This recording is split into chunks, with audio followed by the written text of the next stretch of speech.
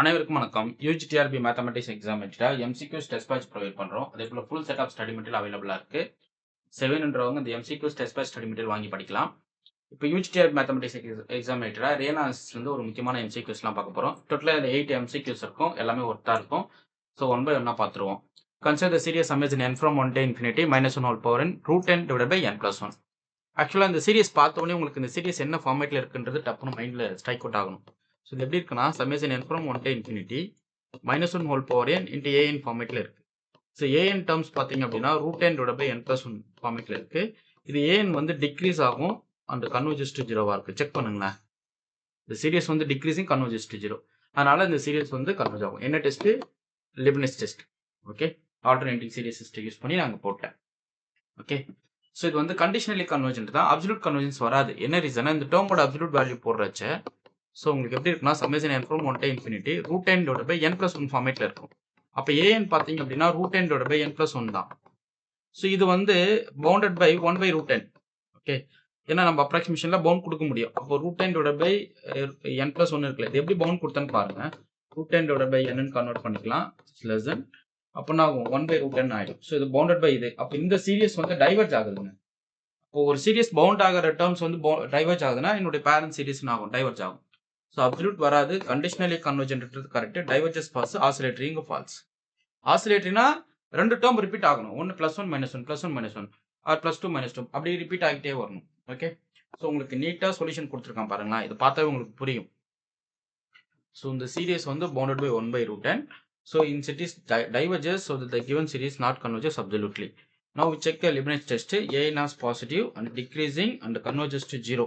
அப்படின்ற பட்சத்தில் by conditionally convergent series test படி கன்வர்ஜ் ஆகும். ஓகே, நெக்ஸ்ட் பாருங்க. ஸோ இது பாருங்க series n from 2 to infinity -1 whole power n into 1 by log n. So இதில் அப்சல்யூட் டோப் போட்டிங்க அப்படின்னா சம்மேஷன் 1 by log n கிடைக்கும். ஓகே, ஸோ இது பார்த்தீங்கன்னா கம்பாரிசன் டெஸ்ட் படி இது ஹார்மோனிக் சீரியஸாக உங்களுக்கு ஆகும். இது வந்து டைவர்ஜ் ஆகிடும். அப்சல்யூட் டேர்ம்ஸ் வந்து வராது. ஏன்னா it is similar to summation 1 by n ஹார்மோனிக்கு ஈக்குவலண்ட்டாக கன்வெர்ட் பண்ணலாம். ஸோ அப்படின்னு படிச்சா இந்த சீரியஸ் வந்து டைவர்ஜ் ஆகிடும். கண்டிஷனலி கன்வர்ஜென்ட்டுக்கு போகணும். அப்போ கண்டிஷனலி கன்வர்ஜென்ட்னா என்ன? an = log of 1 by log n. இது வந்து டிக்ரீசிங் கன்வர்ஜஸ் டு 0. செக் பண்ணுங்க. ஏன் decreasing converges to 0? By comparison test படி இது டைவர்ஜ் ஆயிடுச்சு. ஸோ பை லிப்னிஸ் டெஸ்ட் படி இது கன்வர்ஜ் ஆகுது. அப்போ கண்டிஷனலி கன்வர்ஜென்ட்ன்றது கரெக்ட். இப்போ radius of convergence of the power series கேட்குறாங்க. உடைய an பார்த்தீங்க அப்படின்னா n² times 1 by n² times 3 power n. இப்போ mod an whole power 1 by n போட்டிங்க அப்படின்னா 1 by n to the power 2n கரெக்டுங்களா? Power 2 by n sir 2 by n into 3ன்னு வந்து நிற்கும். ஓகே, இப்போ இந்த 1 by 3 வெளியே எடுத்துருவோம். அப்போ 1 over n to the power 2 by n உடைய லிமிட் வேல்யூ பார்த்தீங்கன்னா 1 கன்வர்ஜ் ஆகும் as n tends to infinity. Okay, அப்போ இது 1 by r = 3ன்னு வந்து நிற்கும் ஃபைனலாக. இப்போ 1 by r = 3ன்னா ஆரோட வேல்யூ வந்து நமக்கு என்ன கிடைக்கும்? 1 by 3ன்னா ஆரோட வேல்யூ வந்து 3க்கு ஈக்குவல். ஓகே, சொல்றது புரியுதுங்களா? அப்போ எந்த ஆப்ஷன்? Option C correct. அந்த சுப்ரீம் அதாவது ரெண்டு டெஸ்ட்டு நீங்கள் யூஸ் பண்ணிக்கலாம் radius of கன்வர்ஜென்ஸில். 1 by r = limit n tends to infinity an plus 1 divided by an, supremum of an plus 1 by n. இது எது ஈக்குவல்னா limit n tends to infinity mod an whole power 1 by n க்கு equal. So இந்த terms value வந்து 1 by r க்கு equal. So இதான் நம்ம L denote பண்ணுவோம். Okay, புரியுதுங்களா?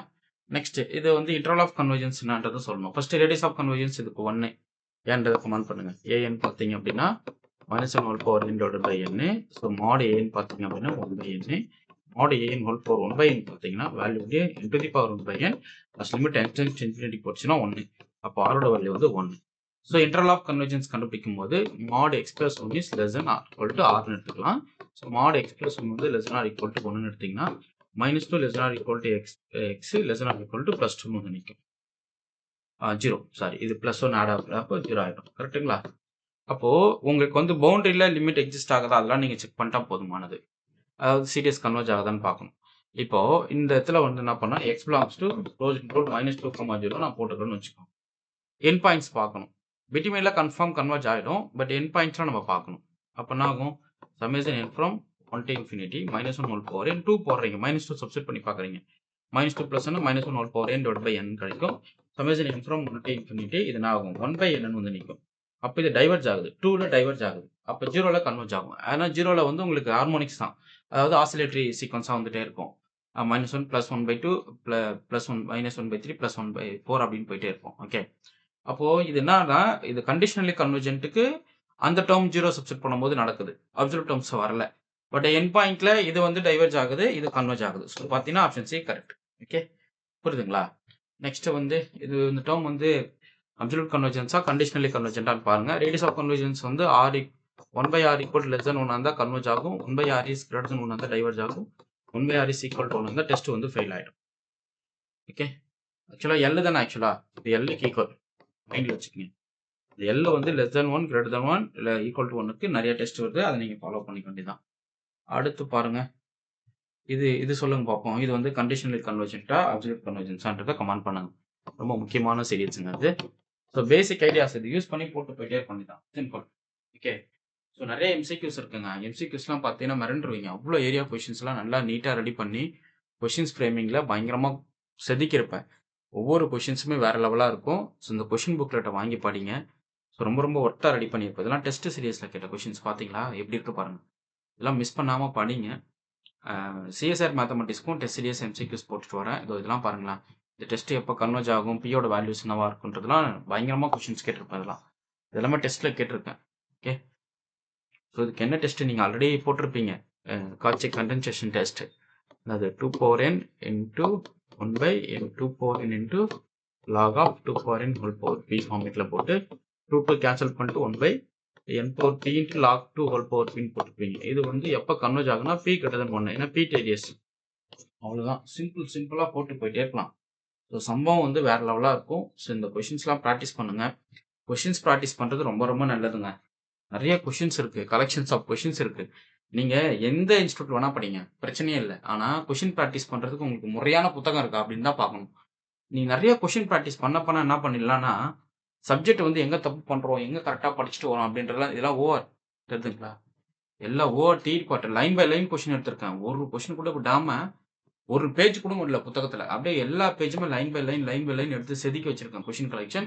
ஸோ இந்த கொஷின்ஸ்லாம் வாங்கி படிச்சிங்கன்னா நிறைய நீங்கள் கற்றுக்கலாம். ஸோ அந்த புக்ஸ்லாம் வாங்கி படிங்க. உங்களுக்கு வந்து ஒரு வீடியோ போட்டிருக்கேன், என்னென்னா காம்போ ஆஃபர் மெட்டீரியல் தனியாக, இதெல்லாம் டெஸ்ட் சீரியஸ் கொஷின். ஸோ பிடி டெஸ்ட் வச்சு கிளாஸ் கொடுத்த கொஷின்ஸ் எல்லாம் வந்துடும். கொஷின் கலெக்ஷன்ஸுக்கு பஞ்சம் இல்லைங்க. கொஷின்ஸை ப்ராக்டிஸ் பண்ணுங்கள், அவ்வளோதான். கொஷின்ஸை ப்ராக்டிஸ் பண்ணி சப்ஜெக்ட் கற்றுக்குங்க. இந்த ஒரு டைம் தான் படிக்க போகிறோம். படிக்கும்போது ஒரு டைம் படிச்சோம், எந்த ஒரு எக்ஸாம்பிள் ஒரே டைம் தான் படிக்கணும். அடுத்து எந்த எக்ஸாம் வந்தாலும் நீங்கள் கிளியர் பண்ணிட்டு போயிட்டே இருக்கணும். ஸோ அந்த அளவுக்கு சாலிடாக படிச்சுட்டு போயிட்டே இருக்கணும். Okay fine. உங்களுக்கு இந்த வீடியோ பிடிச்சி லைக் பண்ண, கமெண்ட் பண்ணுங்கள், உங்கள் ஃப்ரெண்ட்ஸ்க்கு ஷேர் பண்ணுங்கள். தேங்க்யூ.